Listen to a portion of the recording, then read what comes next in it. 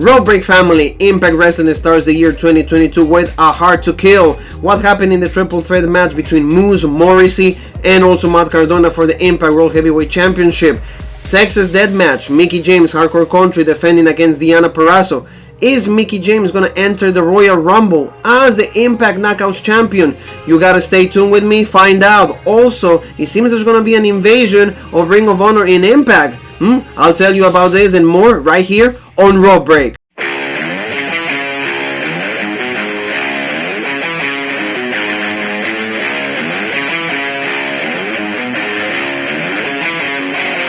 Family, how's every single one of you? Welcome to another episode of our show. We're going to be talking about everything that happened on Impact Wrestling, a Hard to Kill 2022. A pretty great show, a lot of violence, good storytelling, some debuts, also like an invasion angle that is cooking, and the ending of a rivalry between Mickie James and Deonna Purazzo in a Texas Deathmatch. So, stick around with me. We're going to be talking about everything that happened on this show. Before we do that though, also don't forget to support the rest of the content that we have, because we always have like a lot of wrestling content for you guys, and this is like the first AEW Battle of the Belts, 3 championships defending on this show, and this is Britt Baker against Riho for the AEW Women's Championship. We got Sammy Guevara against Dustin Rhodes for the interim TNT Championship, and also Ricky Starks against Matt Sydal for the FTW Championship. So Jean-Paul Egg covers all this show. It was a pretty decent AEW, it wasn't a Dynamite, it wasn't a Rampage, it wasn't Dark, it was just a new episode of like new content from AEW. It was a good initiative, and I think like they did what they supposed to. It was just an hour, so stick around with Jean-Paul so you guys can see everything that happened on this show. When it comes to us, let's start with like this pay-per-view that like also like any other one pay-per-view, like any company now in the United States, they do a pre-show, and we got to see like the Impact countdown to a Hard to Kill, and instead of Jake something, we got to see also Speedball Mike Bailey, and he was the one that replaced him because there was no reason really given for Jake something being out of the match, maybe like a COVID exposure. These situations are happening every single day in every single sport nowadays. We had Chris Bay, we had Ace Austin, we had the Laredo Kids, so it was just a really good match, and it was just to get the crowd excited. All of these guys are high flyers, they have a lot of like wrestling aerial moves, they have also like good sequences, combinations, the speed of the match, the pace is like really fast, so that was really good, just like I said, to just get the crowd excited. And again, Mike Bailey, like Speedball, gets the win. Actually, he pinned Ace Austin with a really good move from the top rope, just hitting like the midsection of Austin. And Speedball, like he was one of the signees from Scott D'Amore. He saw him in one of like the AEW shows. Also, he did like a few tryouts with Impact, and then he decided to offer in a contract. He did like a GWC show also. So Speedball, like seems like they're gonna have like a lot of like opportunities for him in the future. So this was really good, and also like they get us ready for what was going to be the pay-per-view. So let's start talking about the first match of the main show, and this is the Ultimate X. This was like a first time, just because it's like a first time knockout Ultimate X. Normally this match takes place on the men's side, but this time Tasha Steelz, Lady Frost, the Digital Media Champion, Jordynne Grace, Rosemary, Chelsea Green, and not Rachel Ellering, but like Alicia, were the ones that will be the first women to ever have an Ultimate X match. It was good, but it will never really picked up to the level that like the Ultimate X match really lives for or like stands for, like in the likes of Kazarian, Christopher Daniels, Chris Sabin, AJ Styles, like the guys that like put the X division on the map, on the wrestling world map. It never really picked up. Maybe it was like due to Time the Strange. We got to see like right here all the girls like staring at it before the match started. A lot of good spots from Lady Frost. Jordynne Grace always like trying the best to like deliver a good match, always dominating. Tasha Steelz breaking out from Kiera Hogan and now being a singles woman, a singles like wrestler, like she did a good job also. Alicia, she's always decent, she always has good showing, and Chelsea Green always trying to go back to the days that like she was actually Knockouts champion. So like I said, like at the beginning, like the girls trying to like get the eggs right away, because if you retrieve the eggs and you're able to fall into the canvas with the eggs on, you'll be the winner. That's one of the rules, or the main rule. We got to see also, because the match is no DQ, we got to see Havoc helping Rosemary. They're both members of Decay. So right there, she almost gets the win over there, but then you got to see also Rosemary delivering the spear onto Alicia, delivering something that we've seen before in WrestleMania 17 in the TLC match between the Dudleys, Edge and Christian, and the Hardy Boys. So like paying homage to that was really cool. In the end, we got to see Chelsea Green and also Tasha Steelz fighting for the X. And both of them, like everybody else, was like laying down, like they were already tired. So this was good. And in the end, the person that surprises this, because I didn't put her as the winner, I didn't think she was actually going to win, is Tasha Steelz. She retrieves the egg. She becomes the first winner of the Ultimate Eggs in the Knockouts division, and this hopefully translates into a championship opportunity for her. She deserves it. She's breaking in, or she's breaking actually as a singles wrestler, so this was really good. And you know, different and Ultimate X for the Knockouts division. I think it got a good start. It needs to get a little better, a little more intense, just because it was just the first time. I'll give them a pass, but I think that like the expectations were a lot higher. Something also like to talk about is like Impact has a new commentary team. Tom Phillips, all the days of the WWE, he's actually replacing Matt Striker because he was released. He was let go from the company due to poor performance. I don't know what really like poor performance can be implied, because I think that like Striker and D'Lo Brown were actually doing a fantastic job of selling professional wrestling, like making it seem like a real sport, making like giving that sport-like vibe and everything. But a lot of people in the Impact management team, they didn't like him, so he was let go. And now Tom Halligan, how he goes as Tom Phillips in the old WWE days, he's going to be the one calling the action for Impact. So we wish him all the best luck, and you know, hopefully he's able to get that a good relationship with D'Lo Brown, as good as like Matt Striker and D'Lo like had it. Because for me, outside of the Mauro Ranallo days, Matt Striker was actually able to portray professional wrestling like he should be, but unfortunately he was let go. So good luck also to Matt Striker.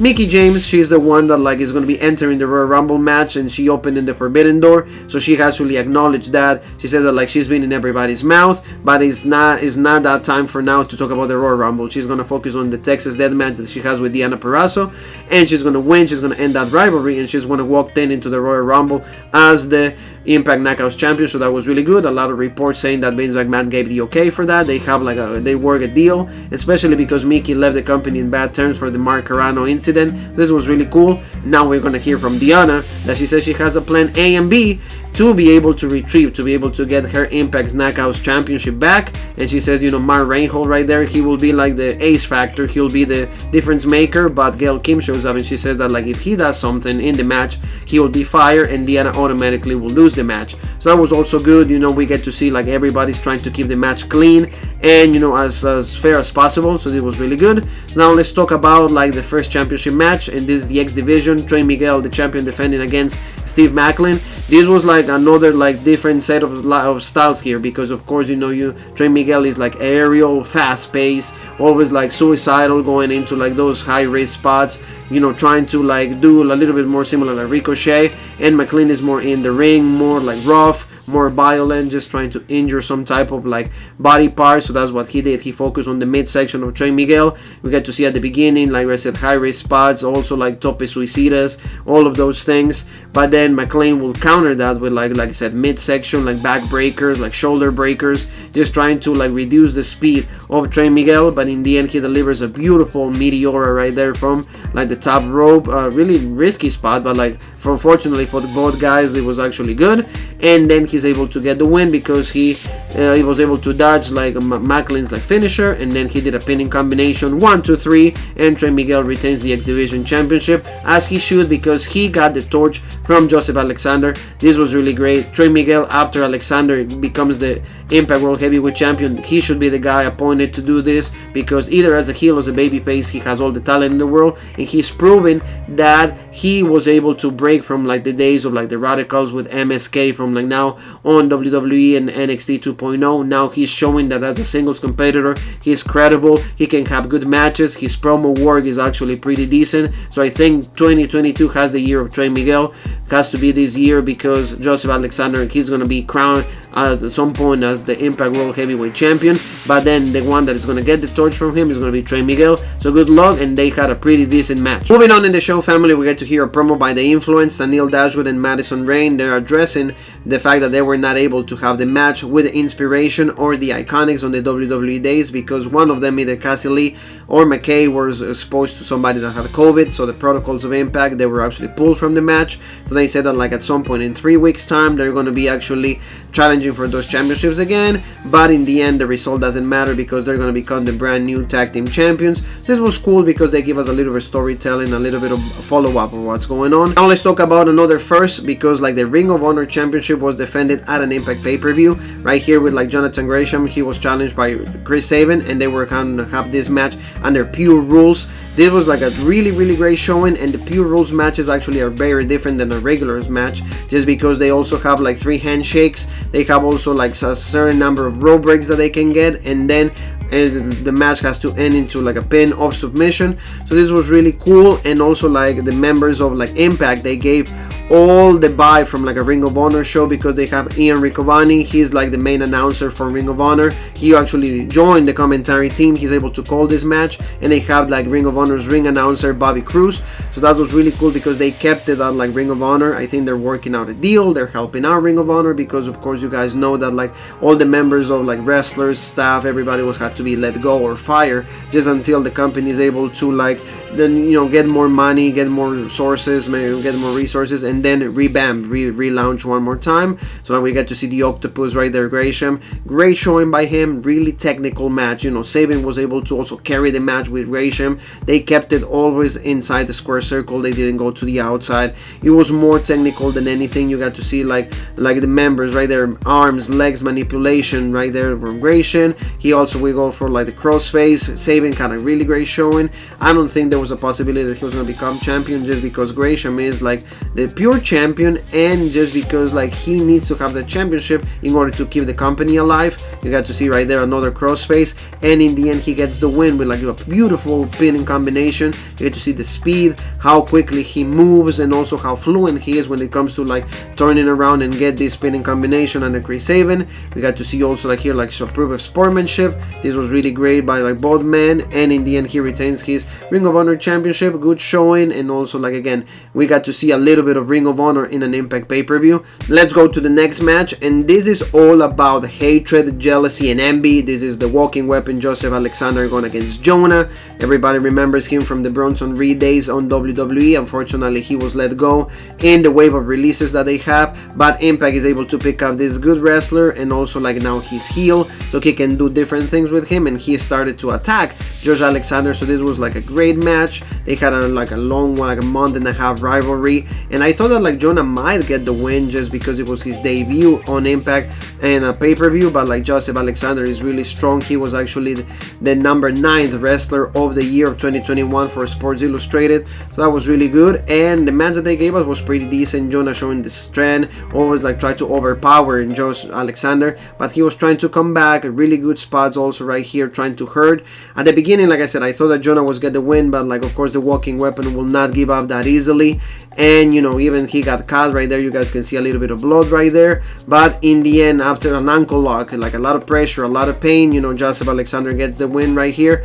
He's able to submit Jonah, and for that reason like he's able to now get the win, and he's gonna try to get back that Impact World Heavyweight Championship that he lost with Moose at Bound for Glory. So that was really interesting. It's a pretty good match for both guys. Jonah has a lot of opportunities on Impact, but this is a great showing for him. We'll see what happens next. Now let's go with like Impact's version of War Games. They call this like the Hardcore War, and this is like of course the Good Brothers aligning themselves with Violent by Design, all heels, the tag team champions aligning themselves with like this team that like is all about the cult, is all about the family, is all about like hurting people, and also hurting everybody that does not send or does not understand the message that they're trying to portray. Going against Willie Mack, Rick Swann, Eddie Edwards, they're all friends. They all try to help each other out, and now they align themselves with Rhino and Heath. So all these baby faces. This match was actually really violent and good. They had a lot of good spots. So let's go with the rules a little bit. 2 men start alone for 3 minutes. So that's what I'm saying is their version of the War Games, because it's very similar.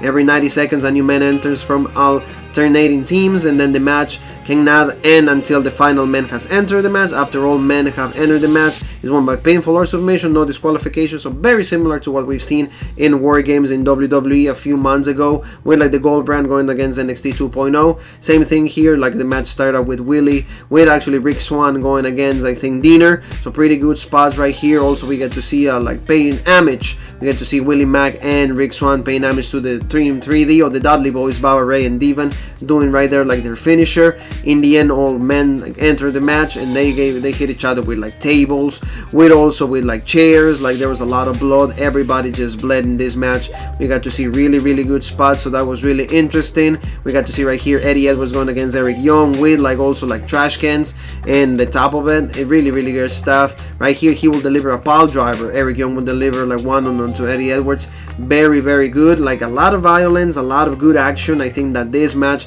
helped the crowd to get pumped one more time. This spot was actually really nasty and good. You know, I'm not saying that I love blood, but it was really interesting. You know, it was really important. They need this type of like spots. It was really exciting to see this. They had, like I would say, the barbed wire in this type of table, and you get to see Joe Doran like hitting Rick Swann right there, and Rick Swann couldn't even move. He was actually stuck to the barbed wire, so there was a lot of intensity, violence. All these guys gave us a really great showing, but in the end, Heath Slater is able to pick up the win because Rhino delivers the gore, 1, 2, 3, and it seems like you know, the team of the baby faces got the win.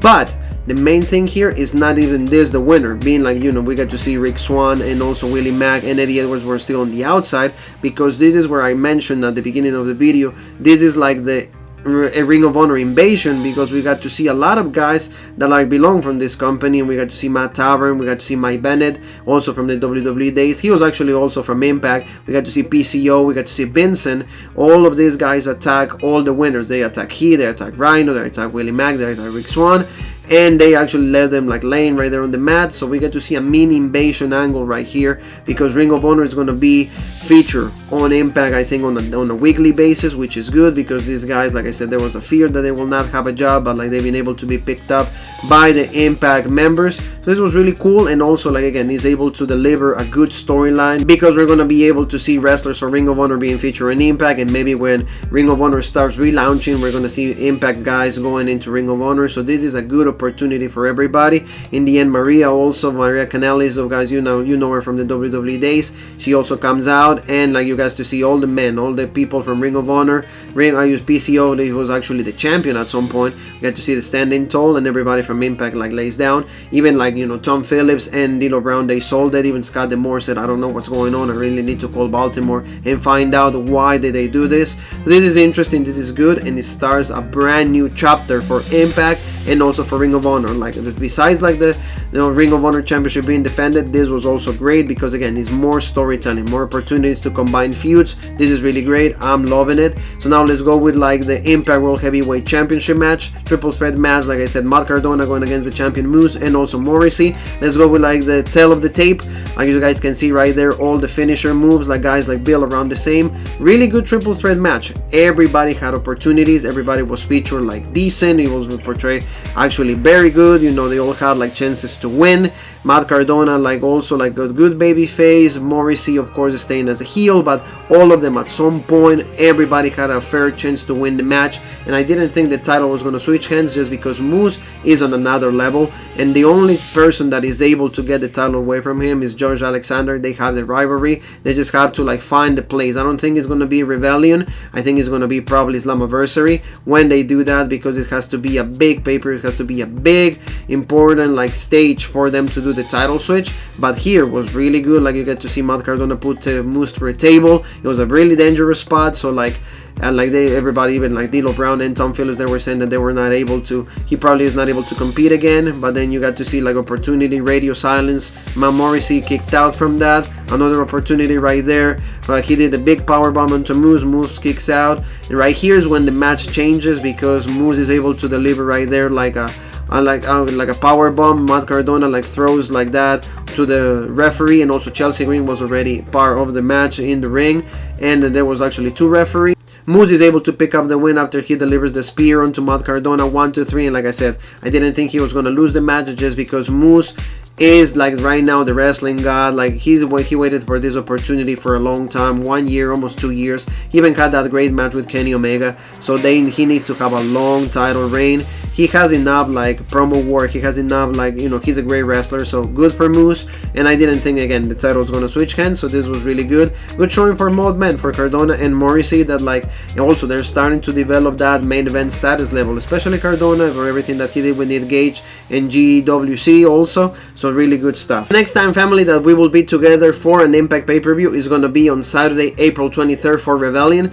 Maybe here's when we will see the championship match between Moose and George Alexander. Time will tell, but I'm thinking, like I said, Slammiversary will be the perfect occasion. Here we'll see maybe another rivalry, but this is going to be another great pay-per-view. Remember last year we got to see Rick Swann defending the Impact Championship against the AEW World Heavyweight Champion Kenny Omega at that time. So be with us for that. Jean Paul and me will be talking about all this pay-per-view, and that will be in like a few months. Again, Saturday, April 23rd. So now let's talk about the main event. This is another important thing because not all the Impact pay-per-views are like main evented by women, but this rivalry calls for it. I think that like the type of match calls for it, and also the fact that Mickie James right now is on everybody's mouth in the wrestling world because one more time she's going to enter into the Royal Rumble as the Impact Knockouts champion. So this was really good. Again, the rivalry with Deonna Purazzo has been one of the greatest rivalries among women. They had a long story, like they actually been like teasing each other on like also like on NWA, here on Impact, also like in AAA. So that this has been really good. And like you guys tell of the tape right here, you know, both girls like great champions.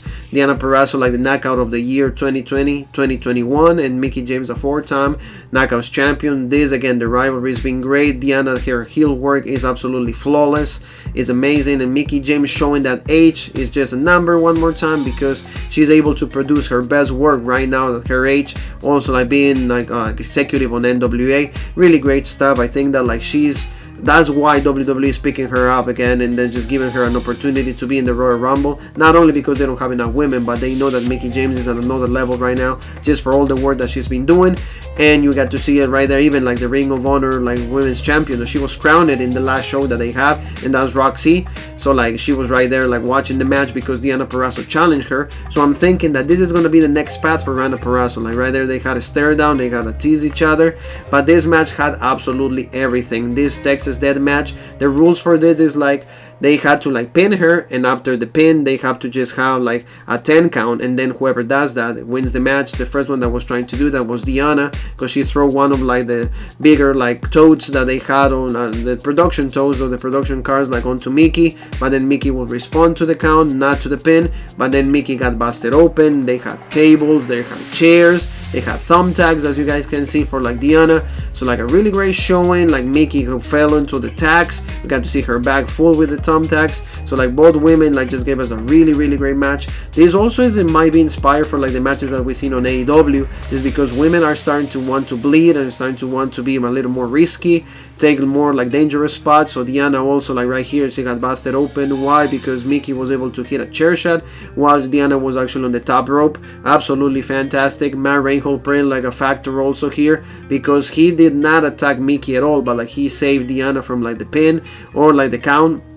And right here you guys can see like Deonna delivering a pile driver into the chair. This spot was a little sloppy just because like the timing of it, they were not able to hit the spot really well, but still, you know, they took the risk and they delivered, you know, for the match. So I think that they did a great job on that. Mickie delivers right there the jumping DDT onto Deonna, and then she will be able to put like you guys see the table, the chairs on top of it, so she will not move. And in the end she retains the Impact Knockouts champion. And the main reason that they did this is because I know that like management team wants Mickie to walk thin into the Royal Rumble as the Impact World Heavyweight Champion, just because, or the Impact Knockouts Champion, just because of course that mention is going to be huge because it's the first time that the WWE acknowledges Impact as a wrestling company or as a world champion even for Mickie James. So this is great, and she's able to retain the championship. Like I said, she gave it all, and this is going to be great. Like for her, it's a great opportunity for the Forbidden Door. Even Deonna Purazzo might show up also in WWE at some point. There might work out a deal right now. The opportunities are endless, and Jordan Grace could be another one, Chelsea Green, people that have been in WWE before, they have opportunities. So this is just amazing, and this is how the show closes with Mickie James sitting down right there and just like looking at Deonna Purazzo. We'll see what's next. You know, there's a lot of girls that will want an opportunity, and maybe Mickie will drop the title to another woman right there. Maybe not Deonna Purazzo, maybe Deonna, like I said, is gonna go for like the Ring of Honor Championship. But this match delivered for me. So like if you guys ask me the overall grade for Impact, and you know, this Hard to Kill 2022, I think is a great, like I would say like an A+, just because like there was a lot of good matches, there was a lot of intensity and violence, but everything had a reason, they had a purpose. So this was really good. And you know, of course, like Mickie James right there closing the show, it was absolutely great. Just to see women being featured in the main event is another quality that is really important. So family, thank you so very much for being with me. Don't forget to subscribe, hit the bell for notifications, and also give the video a like so more people are exposed to the original RAW. short break. I'm Juan, so stick around because we have content for every single one of you guys. More Impact, more WWE, more AEW, so you guys stick around. And I'm Juan, so one more time, and I say bye to every single one of you by saying